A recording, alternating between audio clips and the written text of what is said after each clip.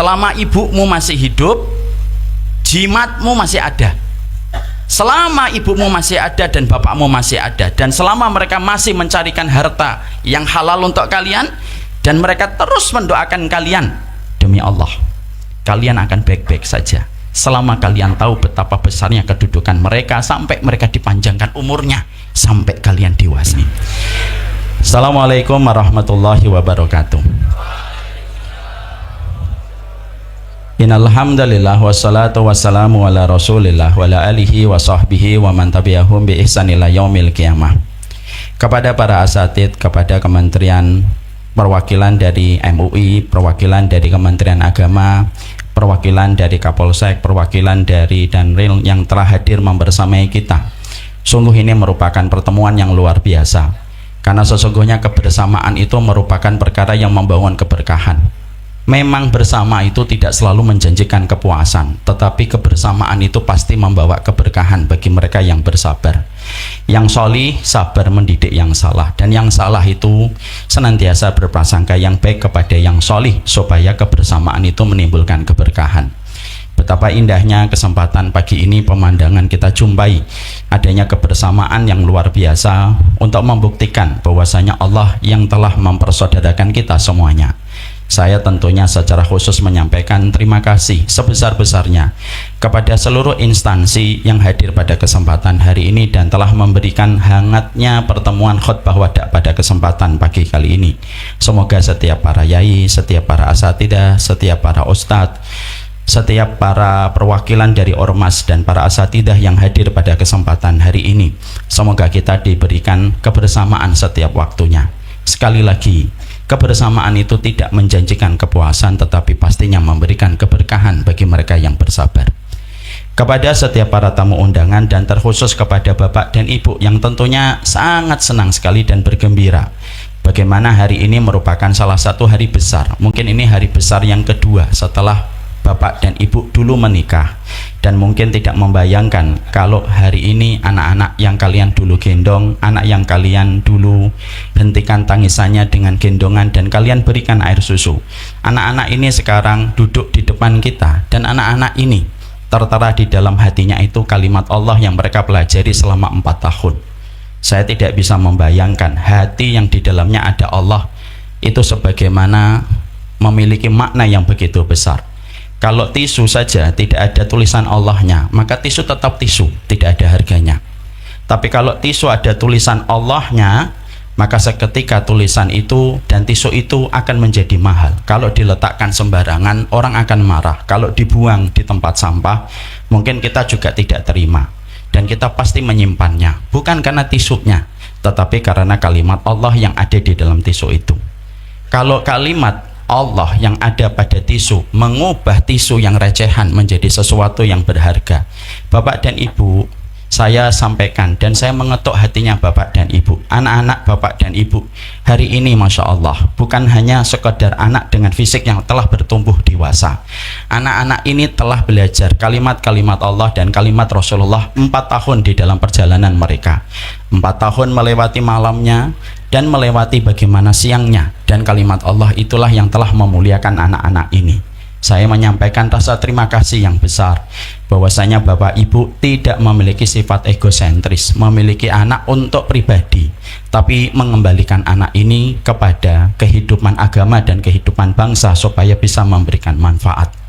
Saya masih ingat sekali khutbah wadah yang dulu saya ikuti tahun 99.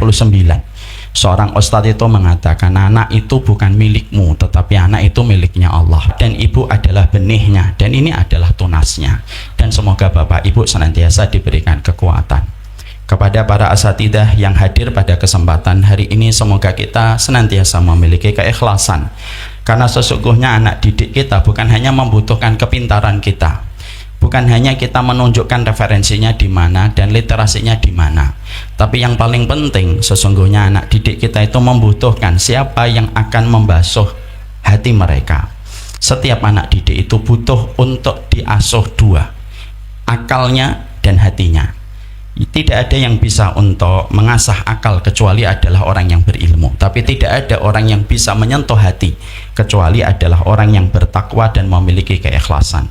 Semoga para asatidah yang luar biasa yang hari ini telah menemani di dalam perjalanan para santri, semoga para asatidah mendapatkan keberkahan di dalam setiap urusan mereka, dan kita selaku orang tua jangan pernah berhenti untuk mendoakan setiap para ustadz yang telah mengajari anak kita, karena kita ingat apa yang pula dikatakan oleh Imam Nawawi, wa may yu'allimukum yarfa'ukum minad dunya ila sama. Orang yang ngajarin anakmu itu adalah orang yang telah mengangkat anakmu dari rendahnya dunia menuju kepada tingginya kehidupan akhirat. Bapak dan Ibu, semoga kita yang kumpul di sini jangan lupa untuk mendoakan guru dari anak-anak kita, karena ketika kita mendoakan mereka, maka sesungguhnya keikhlasan akan menjadikan anak kita semakin terasah. Dan saya pastikan di Darussyahadah bukan hanya otak kita yang diasah, tetapi di Darussyahadah itu bagaimana hati kita dijaga di dalam kebaikan. Saya termasuk orang yang merasa beruntung. Saya santri di Darussyahadah ketika santrinya cuma 40 orang. Kondisi gedungnya tidak semaju hari ini. Dulu cuma ada Darul Falah sama kelasnya pun tidak ada jendela, tidak ada pintunya. Kelas macam apa itu, tapi itulah kelas yang dulu kami tempatin. Tapi Masya Allah, saya merasa selama 4 tahun betul-betul diasah, ditemenin, dan betul-betul diarahkan supaya kami bisa menjadi hambanya Allah dan umatnya Rasulullah. Saya pernah diajak seorang ustadz muda jalan-jalan ke kuburan, padahal usia saya belum genap 17 tahun. Lalu ustadz muda itu mengatakan, ini kuburan Umar, ini kuburan, hidup kamu nanti ujungnya coba ke sini. Sederhana tapi membekas kepada saya sampai hari ini. Itulah keteladanan. Banyak guru yang bisa memberi teori, tapi tidak banyak guru yang bisa memberi keteladanan. Dan saya pastikan insya Allah tanpa saya mentazkiyah berlebihan, guru-guru di Darussyahadah itu memberi keteladanan. Mari kita doakan setiap gurunya diberikan keikhlasan. Dan kepada seluruh tamu undangan yang hadir pada kesempatan hari ini, semoga Allah mengumpulkan kita di dalam kebaikan dan kesalihan. Alhamdulillah, tentunya senantiasa kita bersyukur kepada Allah atas setiap nikmat yang Allah berikan di dalam kehidupan kita. Karena sesungguhnya kesyukuran itu bukan himbauan, syukur itu bukan anjuran, tetapi sesungguhnya syukur itu merupakan komitmen dan merupakan sebuah kewajiban. Syukur itu tidak menjanjikan kuantitas, syukur itu tidak menjanjikan bertambahnya harta kita. Saya paling tidak setuju kalau setiap narasi agama itu selalu dibawa kepada konteks kaya dan kaya, karena agama kita bukan agama materialisme. Tapi sesungguhnya syukur itu memberikan kepada kita kualitas. Kalau betul-betul kalian bersyukur, orang tua kita bersyukur, diri kita bersyukur, dan itu merupakan bagian dari janji yang manis Allah berikan kepada yang bersyukur. Apa yang Allah berikan kalau kita bersyukur? Saya sedikit cerita supaya bisa menjadi perenungan untuk kita. Syekh Mutawalli Asy'arawi mengatakan, kalau betul-betul kita bersyukur, Allah itu akan memberikan kepada kita 4 perkara yang Allah tidak berikan kecuali kepada mereka yang bersyukur. 4 perkara itu apa? Yang pertama, Allah memberikan kepada kita harta yang mengawetkan, dan Allah melindungi kita dari harta yang sifatnya merusak. Harta itu 2, harta yang merusak dan harta yang mengawetkan. Kalau kita memiliki harta 5 juta tapi kebutuhan 3 juta, itu mengawetkan. Kalau kita memiliki harta 4 juta tapi anak-anak kita solih kayak antum, itu namanya harta yang mengawetkan. Kalau kita punya harta cuma 2 juta tapi setiap kita pulang motor kita baru masuk garasi, anak-anak kita menyambut kita, ada yang ngambil kunci, ada yang mengambil tas, ada yang mengambilkan air minum, itu namanya harta yang namanya harta yang mengawetkan di dalam kebaikan, bukan merusak, mengawetkan. Kalau kita memiliki harta cuma 3 juta tapi ternyata istri kita patuh dan qanaah, itu harta yang mengawetkan. Tapi ada harta yang kedua, ada harta yang sifatnya merusak. Harta yang sifatnya merusak itu kadang-kadang banyak, tapi sebagaimana banyaknya air yang tidak memberi manfaat kalau terlalu banyak. Ada yang dapat 500 juta tapi anaknya tidak suka ngobrol dengan bapaknya, itu merusak.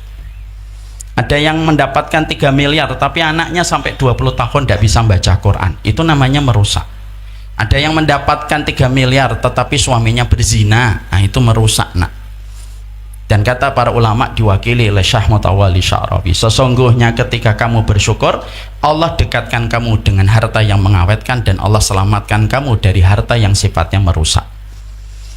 Makanya Nabi tidak pernah menyebutkan jumlah dinar yang beliau minta, tapi beliau selalu menyebutkan makna harta yang beliau minta sebelum matahari menghangatkan bumi dalam zikirnya yang tidak pernah beliau tinggalkan. Allahumma inni as'aluka ilman nafi'an wa rizqan thayyiban. Dan Nabi tidak mengatakan mi'atu dinarin wa alfu dinarin. Nabi tidak pernah minta 100 dan 200, tapi mintanya adalah keberkahan. Yang kedua, kalau kita bersyukur Bapak dan Ibu, Allah akan menjadikan pikiran kita itu tidak lelah, karena ada pikiran yang dibenci oleh Allah. Pikiran yang dibenci oleh Allah itu apa? Pikiran ketika kita menghitung-hitung harta dan tidak ada hentinya, dan sesungguhnya fokus kita hanya menggenapkan yang ganjil. 500 kapan jadi 600, 600 kapan jadi 1 miliar, 1 miliar kapan jadi 2 miliar. Itu pikiran mesum yang dibenci oleh Allah.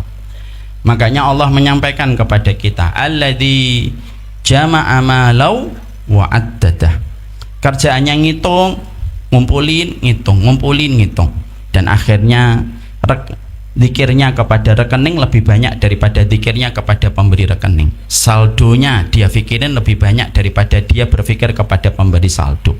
Dan kalau kita bersyukur, Allah menjadikan kita tidak mikir dan tidak ngitung setiap waktu ketika kita mendapatkan rezeki. Ini bukan berarti nanti kalau kita ngitung, kita nggak mau ngitung. Silahkan ngitung pada batasan yang wajar. Yang ketiga, apa yang Allah berikan kepada kita kalau kita bersyukur? Yang ketiga, kalau kita betul-betul bersyukur, Allah akan memberikan kepada kita kebersahajaan ketika kita mencari rezeki. Artinya tetap kerja, tidak berpangku tangan dan tidak menjadi beban bagi orang lain, tetapi takarannya itu jelas, sebagaimana takaran burung, perginya pagi pulangnya sore, kurun waktunya 10 jam, dan tidak pernah melampaui dan melebihi dari itu. Dan yang keempat, itu hanyalah miliknya Allah. Bapak dan Ibu orang tua santri, Bapak dan Ibu orang tua santri pernah enggak dapetin anaknya enggak pernah minta uang jajan macam-macam? Itu namanya kecukupan, dan kecukupan Allah yang mengaturnya. Kadang-kadang ada orang tua yang hadir di sini, kadang-kadang kita ngelihat handphone anak kita sudah pecah, sudah pakai karetnya 3. Lalu kita sebagai bapaknya itu mengatakan dan menawarkan, beli handphone yang baru nak, karetnya sudah 3 itu handphone kamu. Kalau ibarat nasi goreng pedes sekali itu. Tapi pada saat itu anaknya mengatakan kepada sang bapak, tidak usah pak, handphonenya masih bisa kepake WhatsApp dan komunikasi. Itu namanya mencukupkan. Makanya kita berharap semoga ketika kita bersyukur, Allah memberikan kepada kita harta yang mengawetkan, dan itu memberikan kecukupan di dalam kehidupan kita. Bukan bahagia yang menjadikan kita bersyukur, tapi bersyukurlah pasti kita bahagia. Seluruh para wisudawan dan wisudawati yang hadir pada kesempatan hari ini, tentunya sebelum saya menyampaikan beberapa sharing dan perenungan untuk kalian yang wajahnya luar biasa, walaupun sebagian sudah kipas-kipas, maka saya ingin menyampaikan kepada orang tua kalian bahwasanya saya ingin berbagi apa yang kita maknai ketika hari ini orang tua itu telah menjadi saksi dan telah dipanjangkan umur sampai akhirnya bapak dan ibu terpilih untuk bisa melihat anaknya itu tumbuh dewasa dan akhirnya telah menyelesaikan salah satu fase di dalam pendidikan di dalam pondok. Pasti segala sesuatu ada hikmahnya. Mari kita jujur, ada banyak tetangga kita yang mereka meninggal dulu jauh sebelum anaknya bertumbuh dewasa.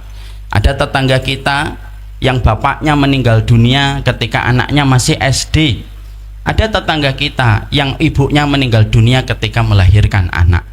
Kalau bapak dan ibu hari ini orang tua wisudawan dan wisudawati yang hari ini ibu dan bapak duduk di ruangan ini, dan kalian telah dipilih oleh Allah di dalam lintasan takdir untuk menjumpai peristiwa hari besar pertama yang dilewati anak kita ketika mereka telah menyelesaikan pendidikannya. Pasti itu ada hikmahnya Karena Allah tidak mungkin menetapkan segala sesuatu, irisan takdir itu tidak pernah lepas dari hikmah. Imam Ibnu Qayyim itu berkata di dalam kitabnya Syifa'ul Alil fi Masailil Qada'i wal Qadar, tidak ada peristiwa yang terjadi pada kehidupan manusia kecuali pasti ada hikmah. Dan salah satu di antara orang yang mampu mengambil hikmah itu siapa? Orang yang berinteraksi dengan Allah secara jujur pasti adalah orang yang mereka pasti mengambil hikmah. Anak saya belum melihat anak saya wisuda, tapi bapak dan ibu dipilih oleh Allah untuk melihat anaknya wisuda. Tidak mungkin takdir terjadi secara random, tidak mungkin takdir itu terjadi secara sembarangan, tanpa algoritma dan tanpa pola. Makanya kalau bapak dan ibu yang hari ini berbahagia dan berbunga-bunga, datang dari seluruh penjuru kota dan datang dari seluruh penjuru wilayah, mari kita mengambil hikmahnya. Kenapa Allah takdirkan saya masih hidup untuk menjumpai anak saya, melewati hari besar ketika mereka khutbah wada, ketika tidak setiap orang itu diberikan kesempatan untuk itu. Setidaknya kalau boleh sama-sama kita meraba takdir. Apa takdir yang Allah berikan kepada kita selaku orang tua? Saya adalah bapak dari 8 anak. Bapak mungkin bapak dari 5 anak, 3 anak, ataupun 4 anak. Mari kita meraba takdirnya. Kenapa Allah itu masih memberikan kepada kita kesempatan untuk menjumpai anak kita melewati hari besar dalam hidupnya?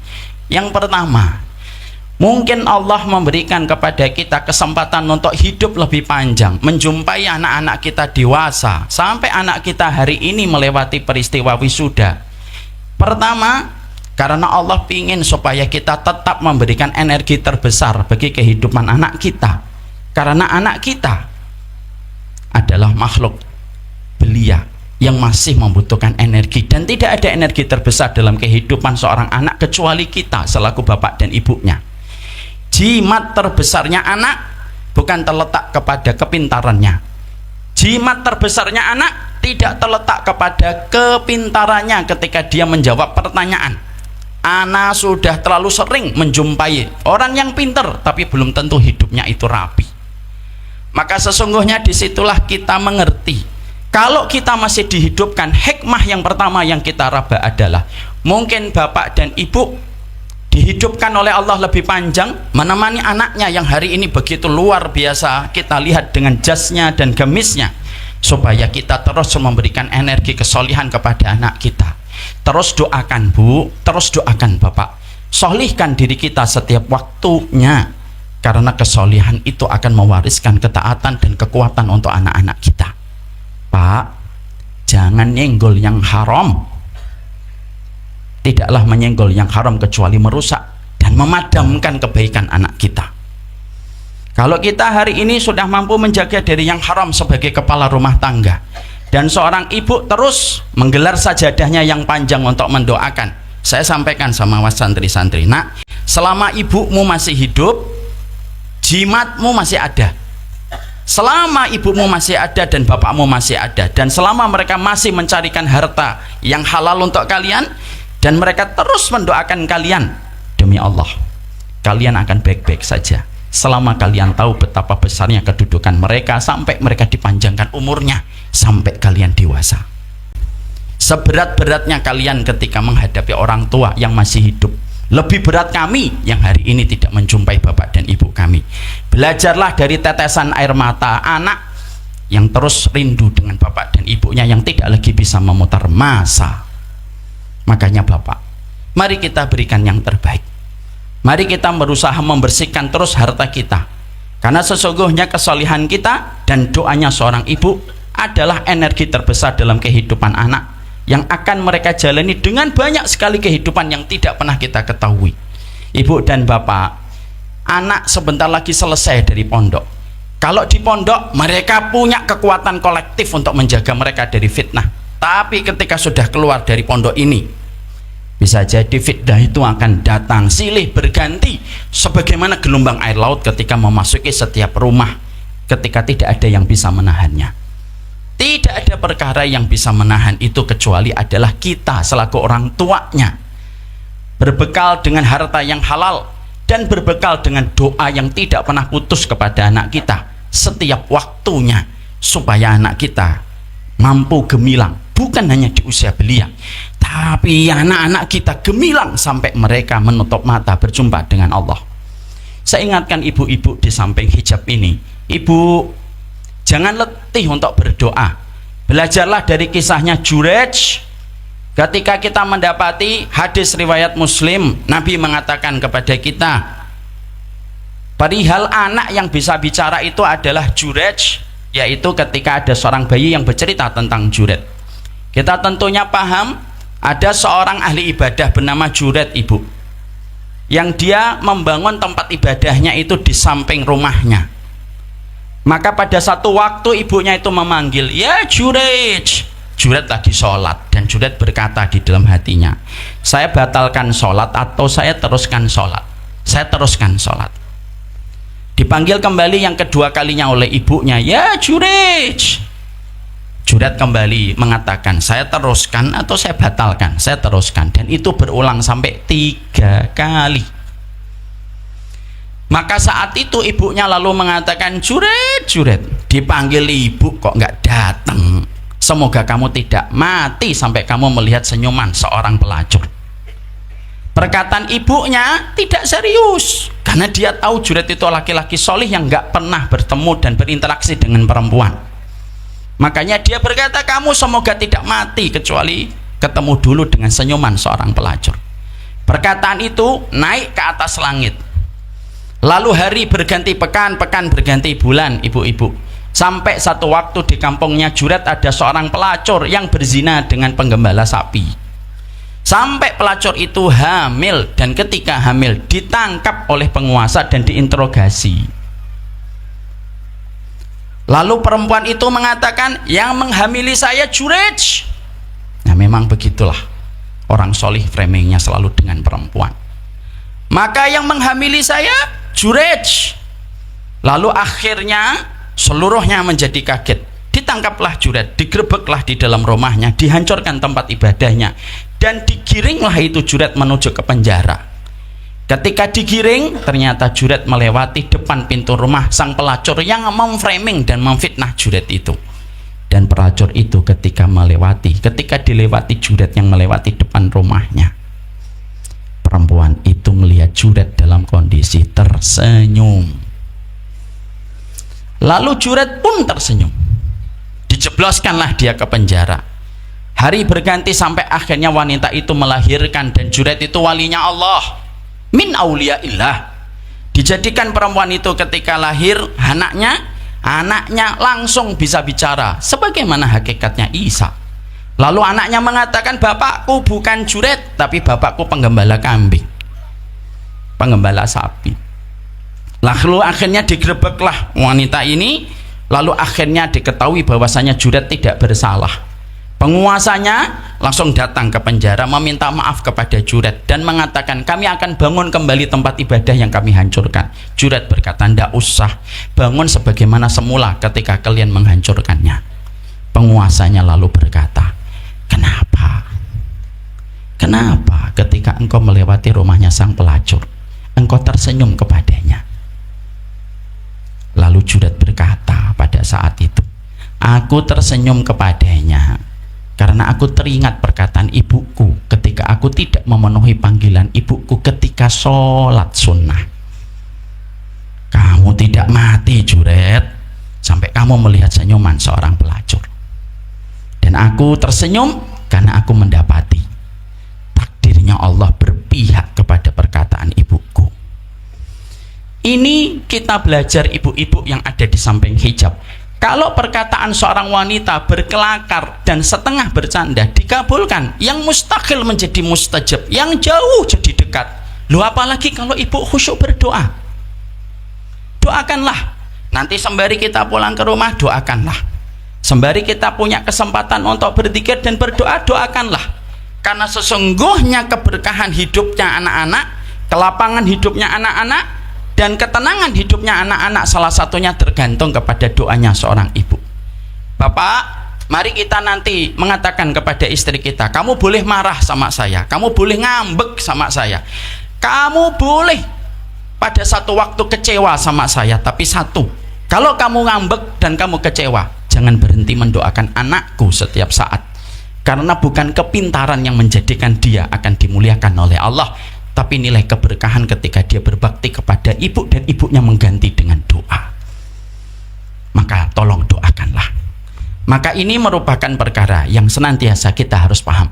Bapak dan ibu, ini hikmah.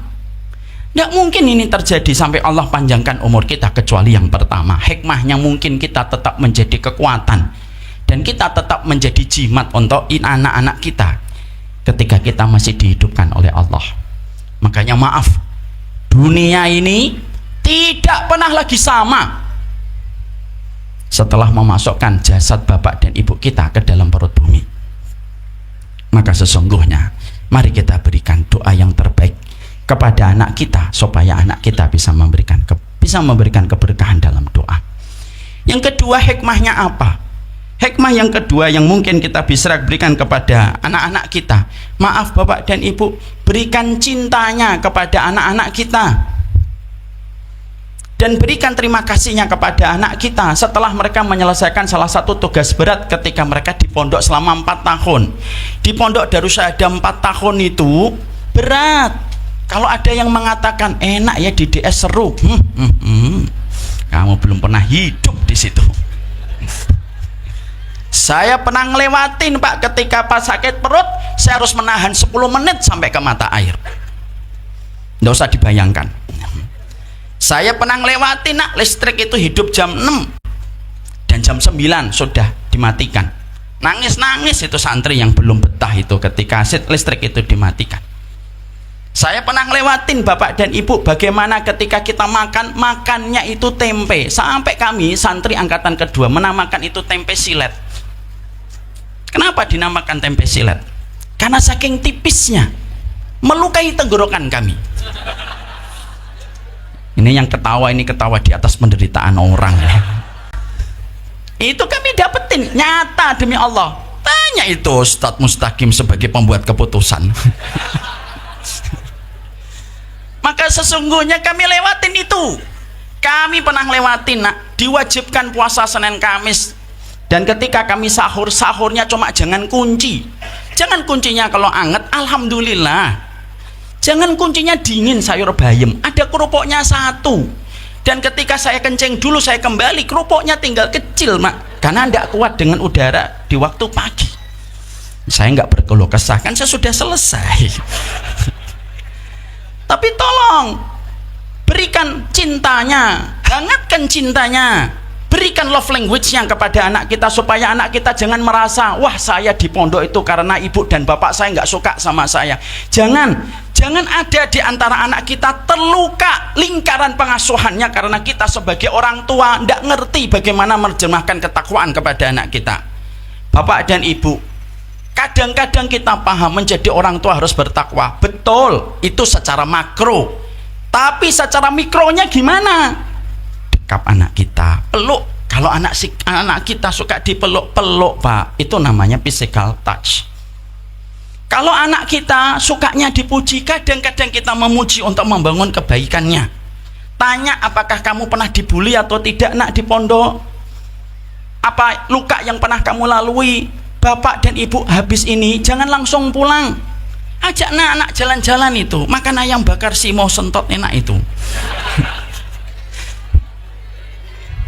Kok diaminin sih? Ya sudah. Maka makan, berikan terima kasihnya kepada anak. Saya tidak mau ada anak yang terluka pengasuhan gara-gara bapaknya terlalu kaku. Orang tua Nabi itu kalau membangun rumah tangga, kalau kita baca hadis-hadis yang tentang rumah tangga, tidak ada yang berat bapak dan ibu. Nabi tidak pernah itu masuk rumah, buka pintu langsung ngomong sama Aisyah dan Sofiyah, qala Allahu ta'ala fil Qur'anil Karim. Tidak pernah. Nabi itu mencium istrinya habis wudhu, itu namanya ketakwaan secara mikro. Nabi ngomong sama Amr bin Abi Salamah ketika makan, jangan gitu nak, makanya harus gini. Itu namanya ketakwaan secara mikro. Bagaimana ketika Rasulullah sholat sama Ibnu Abbas, lalu Ibnu Abbas salah, lalu dipegang, diputar, ditaruh di sebelah kanan, itu act of service. Dan mana terkadang kita Mentang-mentang bapaknya taklim, ngaji, kadang-kadang ketika pulang terlalu kaku. Lebih daripada kakunya kan ibu kering ketika ada di motor. Janganlah Pak. Bilang Pak nanti sama anak kita, terima kasih ya nak. Belum tentu saya bisa hidup kayak kamu di pondok 4 tahun. Kalau anak bapak 30 juz Pak, syukur Pak. Masya Allah nak 30 juz. Bapak aja 1 juz umur hidup nggak apal-apal gitu. Terima kasihlah kepada mereka, peluklah mereka, basuhlah hati mereka, penuhi love language-nya mereka Pak. Bahkan kalau bisa Pak, kalau boleh, kalau bapak ada rezeki lebih, jangan langsung pulang, muter-muter di Solo, supaya bapak punya quality time sama anaknya, supaya anaknya punya satu frekuensi bahwasanya bapak betul-betul mencintainya. Mari kita belajar dari kisahnya Nabi Yakub Pak. Tidak mungkin Nabi Yakub itu pilih kasih, demi Allah itu tidak mungkin. Kenapa Nabi Yakub itu akhirnya mendapati 10 anaknya itu membuang Yusuf? Pertama itu dari 2 istri yang berbeda.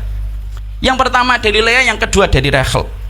Tapi yang menjadi salah satu basic bukan karena Nabi Yakub itu tidak paham parenting sampai pilih kasih.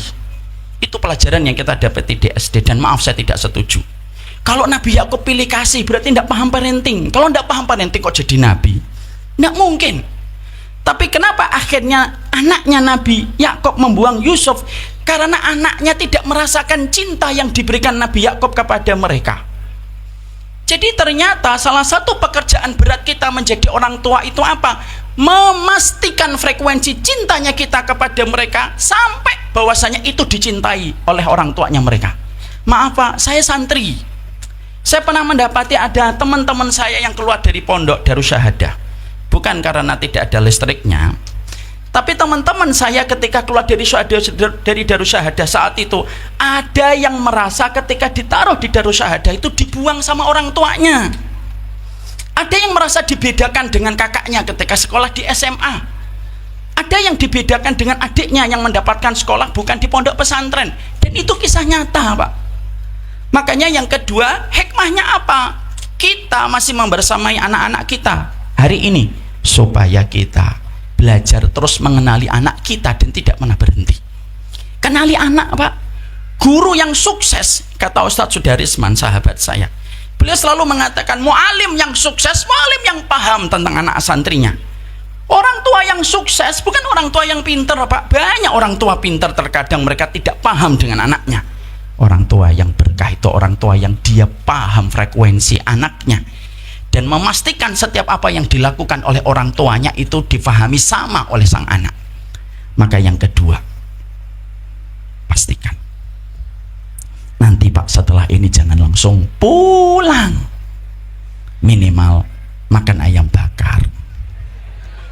Mau nyebutin yang lain nak? Ngomong saya di atas nih, saya sebutin nih. Karena sesungguhnya makan sama orang tua itu nikmat. Dan terkadang mereka sudah lama tidak mendapatkan itu. Kenapa? Mungkin kita selaku orang tua terlalu fokus sama yang kecil tetapi lupa sama yang tengah. Itu yang kedua. Yang ketiga Pak, kita tidak usah membebani dia dengan dunia dan rezeki yang berat. Allah yang mengatur rezeki untuk mereka. Kadang ada anak Pak, nggak kaya tapi nanti yang paling sayang sama bapak. Ada di antara anak kita nanti yang kaya raya Pak, tapi belum tentu punya waktu sama bapak. Makanya kita mendapati Allah menyampaikan la tadruna ayyuhum aqrabu lakum naf'a dalam surat An-Nisa 11. Kamu itu tidak tahu di antara anakmu itu nanti siapa yang paling memberi manfaat. Kadang-kadang kita itu mengharapkan moga-moga nanti kalau habis dari Darussyahadah ngajar, punya dagangan, terkenal dagangannya, omsetnya miliaran. Kalau ada alhamdulillah. Tapi kalau nggak ada, janganlah kita mengurangi kasih sayang kita sama anak hanya karena anak kita belum beruntung dalam urusan dunia. Maaf Pak, demi Allah saya pernah mendapati kisah nyata. Ada orang tua Pak, yang mana dia cerita tentang pengalaman dia bersama adiknya dan bersama abangnya dan orang tuanya Pak. Dia berkata, Ustadz, saya tuh baru tahu pelajaran hikmah. Apa itu Pak? Saya punya adik. Adik saya ini diantara kami yang paling miskin Ustaz. Paling miskin. Saya suruh untuk keluar dari Tegal nggak mau keluar. Padahal saya ngomong, kalau kamu di Tegal segitu-segitu aja rezekinya, ayo pergi ke Jakarta sama kita, insya Allah lebih besar. Ternyata adik saya selalu menolak, dan alasannya selalu, aku ndak mau ninggalin Bu E mas, aku ndak mau ninggalin Bu E. Tapi kamu kayak gini-gini terus, ndak apa-apa mas, gimana sih kamu? Ya kita belum sepaham aja. Tapi akhirnya seiring waktu, ketika ibunya semakin tua, semakin renta, ternyata ibunya semakin membutuhkan beliau. Kalau ada apa-apa, nunggu anaknya yang paling kecil. Kalau ada minta apa-apa, mintanya sama anak yang kecil. Dan terkadang kami Ustadz, anaknya ibu yang lebih bisa mensupport uang, terkadang kami tidak bisa menemani beliau di puskesmas dan rumah sakit, nunggu dari jam 9 sampai jam 1. Justru yang bisa menemani itu adalah adik kami, walaupun ternyata secara ekonomi dia adalah orang yang di bawah. Ibu dan bapak, saya sampaikan, maaf kalau ada di antara anak kita nanti Pak, kok miskin tidak aib, kaya pun tidak mulia. Bisa jadi anak bapak ada yang miskin, tidak bisa keluar kota, tidak bisa ke Bekasi kayak saya, tidak bisa ke Jakarta kayak saya, tapi dia berada di Sukoharjo, berada di Kendal sama bapak. Tapi ketika bapak sakit, dia yang menggenggam tangan bapak di rumah sakit, dia nungguin bapak ketika bapak diinfus. Dan ternyata bisa jadi anak kita yang kaya belum tentu punya waktu untuk nunggu kita ketika kita sakit. La tadruna ayyuhum aqrabu lakum naf'a. Allah menasihati kepada kita di dalam surat An-Nisa yang ke-11. Kita itu tidak akan pernah tahu di antara anak kita manakah yang betul-betul bisa memberi manfaat kepada kita nanti. Tolong Pak, jangan bedakan anak kita hanya karena fasilitas uang yang mereka kirimkan untuk bapak. Yang satu transfer 5 juta, bapak sayang-sayangin. Yang satu cuma transfer 50.000, bapak tidak pedulikan dirinya.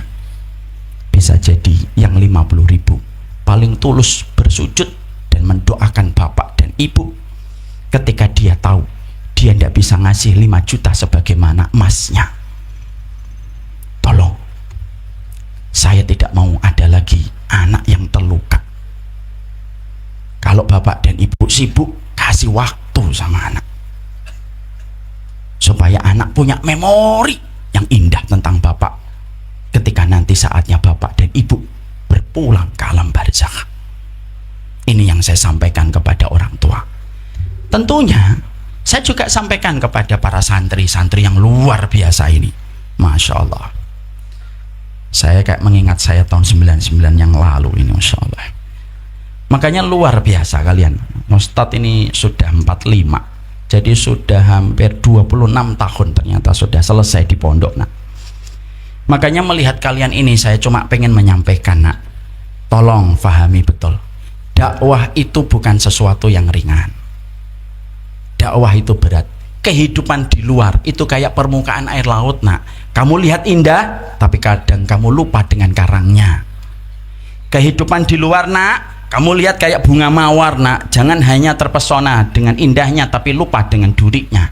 Banyak sekali problematika yang terkadang kalian tidak fahami ketika kalian di luar. Tapi Ustadz cuma ingin menyampaikan sebagai bagian dari sebuah nasihat dan sharing. Nah, kalau kalian sudah keluar dan kalian diberikan tugas di dalam dakwah, kalian harus paham ya, dakwah itu mengubah narasi menjadi solusi.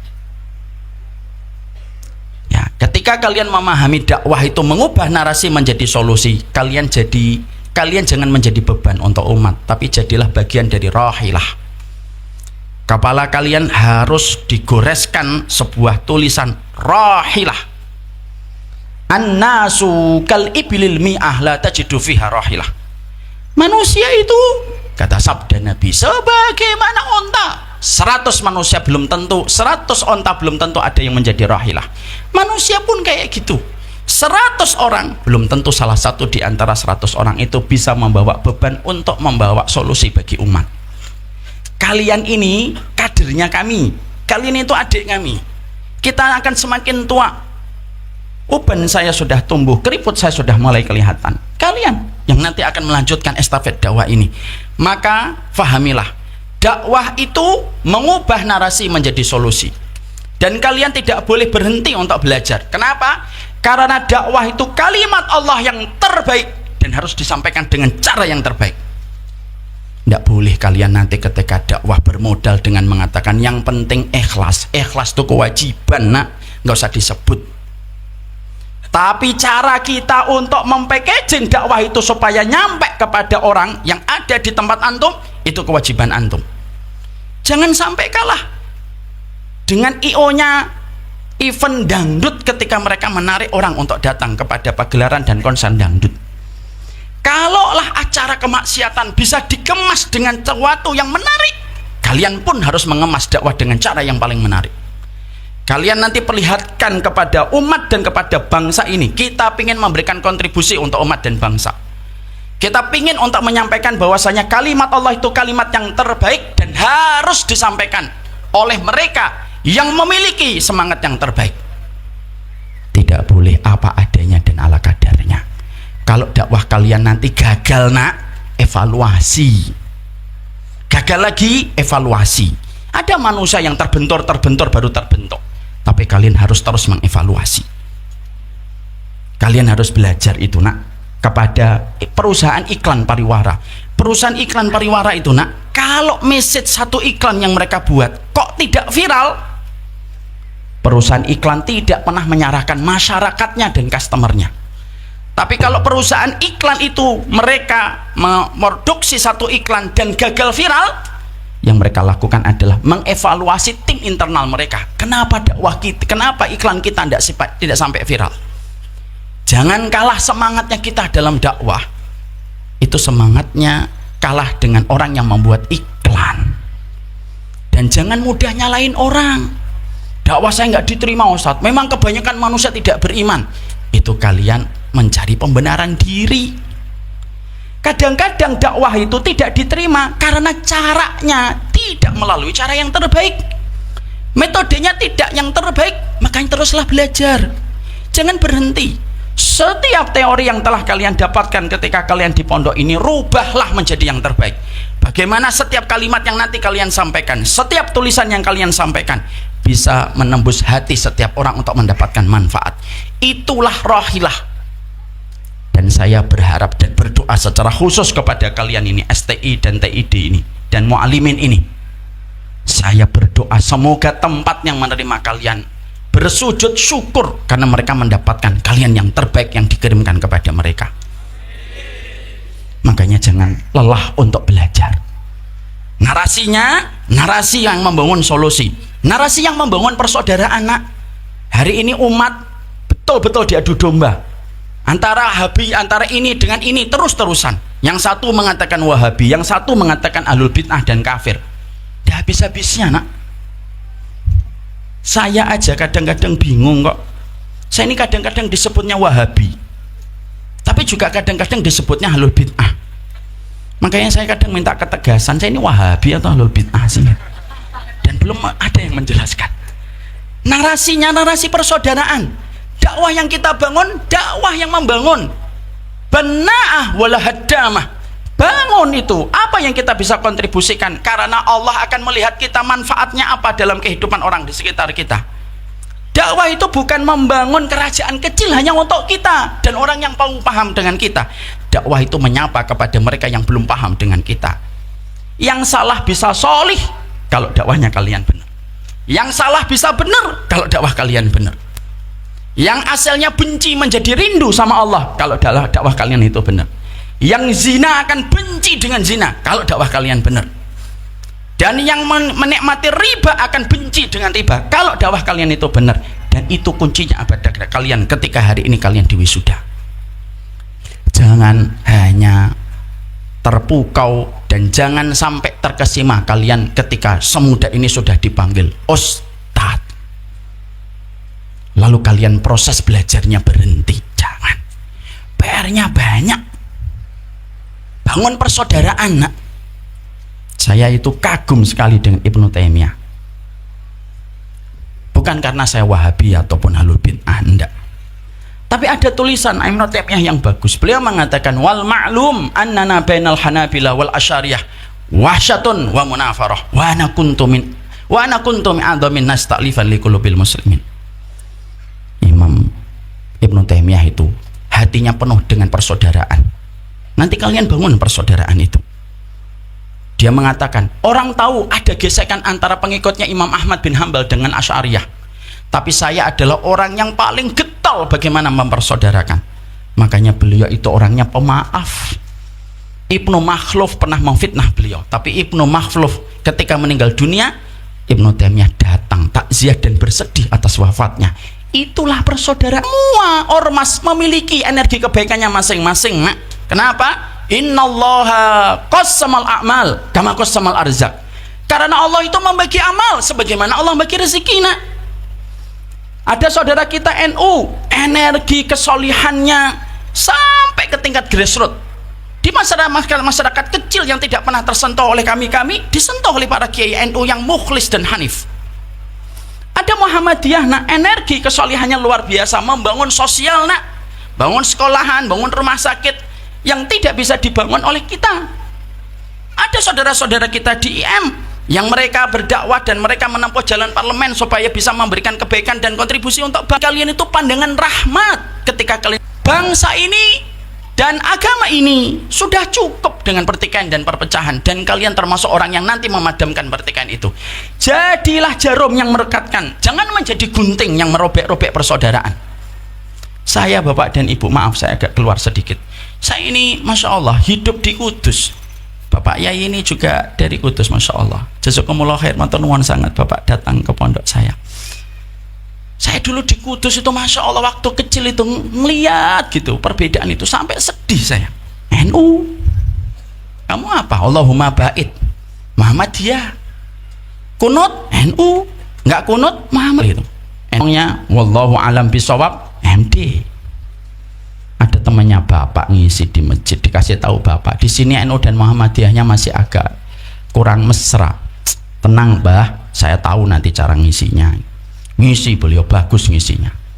Bapak-bapak yang di belakang-belakang itu toel-toel NU atau Muhammadiyah, ya kita tunggu kalimat ikhtitamnya. Dan beliau ketika mengisi kalimat ikhtitamnya apa? Wallahul muwafiq ila aqwamit thoriq wallahu alam bisawab. Bapak-bapaknya di belakang bingung NU atau Muhammadiyah itu. Itu sudahi, nak, sudahi. Kalian nanti pingin supaya bangsa ini dan umat ini mendapatkan kebaikan, dan itu dari kita. Makanya nanti akhirnya apa? Buatlah dakwah yang sifatnya mempersaudarakan. Sapa bapak-bapak kiai NU-nya, sapa, nak. Jangan merasa kalian lebih pintar daripada kiai, ndak. Sapa nanti ada bapak-bapak ustadz dari Muhammadiyah, disapa, datengin rumahnya, minta barokah ilmu. Hanif Pak RW, nama saya Hanif Pak RT. Saya ingin berbakti dan memberikan apa yang saya bisa.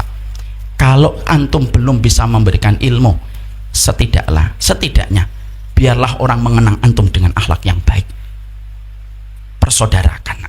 Jangan ikut-ikutan sama narasi pertikaian dan permusuhan. Ambil pendapat yang paling kuat menurut kalian, tapi hormati pendapat yang belum sama dengan pendapat yang kalian miliki, dan itu kalian harus berikan yang terbaik. Maka itu jangan sampai kalian lupakan. Dan itulah yang menjadikan kalian semoga selalu dibantu oleh Allah. Bantulah kalian dengan doa-doa yang kalian panjatkan. Bantulah diri kalian dengan berbakti kepada ibunya. Saya ingatkan ya, nak, nanti kalau nanti tiba-tiba ada yang ngasih hadiah atau tiba-tiba ada yang ngasih rezeki sama antum, pastikan, saya minta ini komitmennya ya, saya minta komitmennya. Nanti kalau kalian dapat rezeki pertama kali, saya minta 50% dari rezeki pertama yang kalian pegang, belikan bapakmu baju walaupun cuma harganya 50.000, belikan ibumu daster walaupun harganya cuma 75.000. Sepakat? Ah, suaranya kurang kenceng, masih kencengan tadi ketika mendoakan Pak Camat. Sepakat? Masya Allah. Wih, kaget saya.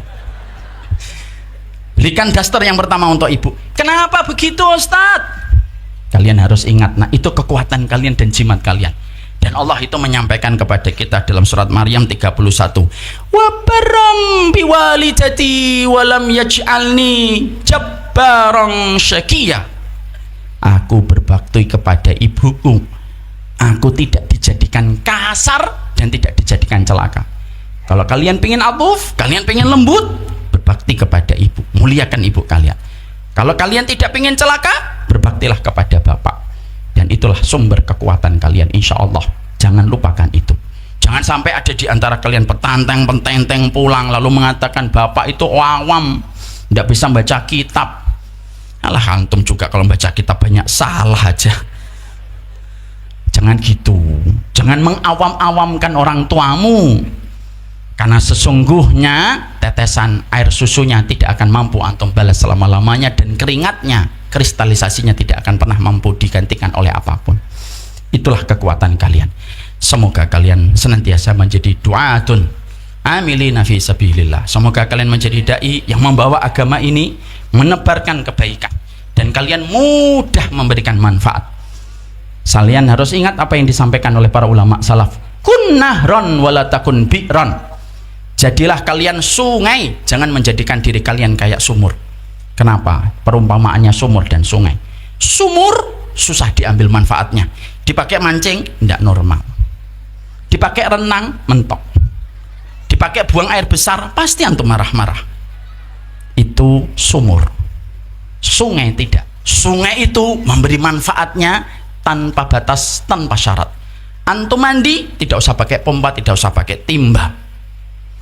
Antum renang silahkan. Antum mengalirkan kotoran antum ke tempat yang jauh, dan tidak usah dibayangkan itu kotorannya. Itulah yang dinamakan sungai. Dan itulah kalian. Ini yang dapat kita sampaikan. Dan saya tutup dengan sebuah perkara. Kalau kalian sudah dakwah, berbisnislah. Jangan kalian melihat aib pada perdagangan dan bisnis. Kenapa? Supaya tegak tulang kalian dengan gagah, pride, dan kalian itu bisa dihormati dengan rezeki yang kalian dapatkan. Saya sampaikan kisah nyata sedikit, nah saya tambahin dikit. Masih ada waktu, Pak MC, Ustadz? Masih ada waktu. Kelihatannya sampai asar ini saya. Ada sebuah kisah nyata, yaitu Imam Syafi'i. Nanti mohon kiranya kalau para asatid mendapati saya salah diingatkan. Imam Syafi'i itu punya tipe tidak terlalu suka sama orang kaya. Itu Imam Syafi'i. Kalau orang itu alim, kaya, tidak suka. Qadarullah diuji. Gurunya Imam Malik kaya raya. Satu waktu gurunya Imam Syafi'i itu ngundang Imam Syafi'i. Imam Malik mengatakan, Syafi'i, kelihatannya ilmuku sudah mulai habis. Sudah mulai habis. Kelihatannya kamu harus belajar kepada madhab Imam Abu Hanifah sana, Bani. Datangi orangnya, kamu ambil ilmu darinya. Imam Syafi'i akhirnya mengatakan siap, nggak terpaksa tapi saya taat. Maka beliau mengatakan ya siap. Pergilah beliau ke Baghdad. Nah, tahu antum ketika pertama kali bertamu ke rumahnya Muhammad Hasan Asy-Syaibani, Muhammad Hasan Asy-Syaibani saat itu lagi di depan meja ngitung dinar, ngitung dirham. Imam Syafi'i di dalam hatinya, gimana sih ini orang alim malah ngitungin dinar, malah ngitungin dirham. Karena Imam Syafi'i memang agak kurang suka sama orang alim yang kaya raya. Muhammad Hasan Asy-Syaibani dengan basirahnya tahu Imam Syafi'i ini melihat sesuatu yang kurang nyaman. Lalu Muhammad Hasan Asy-Syaibani mengatakan, gini Syafi'i, kamu muridnya Imam Malik kan? Iya, sini. Gimana kalau dirham dan dinar ini, yuk kita kasihkan kepada orang dolim supaya bisa minum khamar, supaya bisa minum zina, supaya bisa melakukan kejahatan. Yuk kita bagi-bagi yuk kepada orang-orang yang jahat itu supaya mereka bisa melaksanakan kemaksiatan. Seketika wajahnya Imam Syafi'i berubah total. Lalu Imam Syafi'i langsung mengatakan, jangan guruku, biarlah dinar dan dirham itu di tanganmu. Kalau dinar dan dirham itu di tanganmu, akan ada banyak sekolahan, ada madaris, ada kutab yang akan terbangun. Kalau engkau yang menggenggamnya dan engkaulah yang mengaturnya. Muhammad Hasan Asy-Syaibani langsung tersenyum, kena kamu. Nah, ini tambahan dari saya, di kitab nggak ada. Akhirnya Imam Syafi'i betul-betul semenjak saat itu berubah. Kalian jadi dai, kalau bisa jadi pedagang, pebisnis, ikutin materi-materi. Tapi ini kepada ustadz-ustadz kalian, Ustadz Abu Fatihah, mana Ustadz Abu Fatihah? Ada di sini, Masya Allah. Beliau pedagang semenjak tahun 97. Saya saksi sejarah. Beliau sudah mendagangkan kitab, buku. Itulah beliau. Ustadz Mustaqim juga seorang pedagang. Kenapa kami tetap harus belajar berdagang dan berbisnis, Ustadz? Kenapa harus itu terjadi? Supaya kalian itu gus jigang, bagus ngaji, bagus dagang. Itu slogannya Imam Syafi'i, itu slogannya Sunan Kudus. Supaya kalian nanti jangan sampai akhirnya diremehkan orang. Berdaganglah, berbisnislah, supaya kalian bisa mendapatkan rezeki. Makanya apa? Bangun sistem dakwah yang bagus, bangun sistem dakwah yang terbaik. Tapi bangun itu ekonomi yang baik untuk kehidupan kalian, supaya menopang perjalanan dakwah kalian, dan kalian diberikan respek atas ilmunya dan atas hartanya. Dan itu supaya kita bisa melembutkan hati mereka dalam sistem ekonomi yang nanti kalian geluti kalau kalian belajar. Maka rezeki kalian ditentukan dengan proses kesungguhan kalian. Kalau kalian belajarnya serius, maka kalian akan mendapatkan rezeki, insya Allah, kalau Allah menakdirkan. Dan ingat kaedahnya rezeki. Kaedahnya rezeki itu adalah sebagaimana Allah menurunkan air hujan. Kalau Allah menurunkan air hujan, besar mulut. Siapapun yang membawa ember, rezekinya sebesar ember. Siapapun yang membawa toren, rezekinya sebesar toren. Dan siapapun yang membuat waduk, rezekinya sebesar waduk. Dan kalian nanti jangan membuka mulut doang. Bawa toren, bangun waduk. Supaya nanti datang ke Darussyahadah itu nanya, ini yang belum dibangun yang mana, Ustadz? Agak-agak sombong tapi. Oh, ini masjid belum dibangun. Oh ya, sudah. Kurang berapa? Masjidnya kurang berapa ini, Ustadz Mustaqim? Saya promokan sekalian. Kurang 4M. Kecil itu. Ini lulusannya berapa ini? 47 ya? Berapa lulusannya? 300. Ya sudah, bareng-bareng, ayo kita wujudkan itu masjid. Cuma 4M. Lalu datang kalian dengan rezeki kalian untuk memberikan rezeki. Kurang berapa, Ustadz? 4M. Insya Allah saya transfer 6M ya, Ustadz. Semoga Allah mengampuni kesombongannya. Tapi itulah yang kita peroleh dan kita dapatkan. Semoga Allah memberikan keberkahan untuk kalian. Majelis ilmu tidak boleh lama-lama. Idza talal majlis fakana lisyaitan nasibu. Majelis ilmu itu kalau banyak terlalu lama, banyak setannya. Sudah tanda kalau saya sudah habis dan time out. Semoga kalian diberkahi oleh Allah. Allah memberikan keberkahan dalam setiap kehidupan kalian dan dakwah kalian. Terakhir ya nak, jangan lupa belikan bapakmu batik, belikan pertama kali kalau dapat rezeki ibumu daster. Dan jangan lupa ya Pak, ayam bakar sentot menunggu bersama anak-anak bapak. Itulah enaknya kalau khutbah wadah disampaikan sama santri sendiri. Jadi semuanya tahu di sini. Barakallahu fikum, ini yang dapat saya sampaikan. Semoga Allah memberkahi kami dan menjaga kami di dalam keikhlasan dan di dalam kebaikan. Wal asri innal insana lafi khusr illa alladziina amanu wa amilus solihati wa tawassaw bil haqqi wa tawassaw bis sabr. Mohon maaf, ngapunten kepada para alim, para ustadz yang hadir pada kesempatan hari ini kalau tingkah dan cara saya berbicara tidak menyamankan dan tidak membuat kita merasa mendapatkan kebaikan. Mohon maaf, hanya kepada Allah kami beristighfar dan memohon ampunan. Ini yang dapat saya sampaikan. Subhanakallahumma wa bihamdika asyhadu an la ilaha illa anta astaghfiruka wa atubu ilaik. Assalamualaikum warahmatullahi wabarakatuh.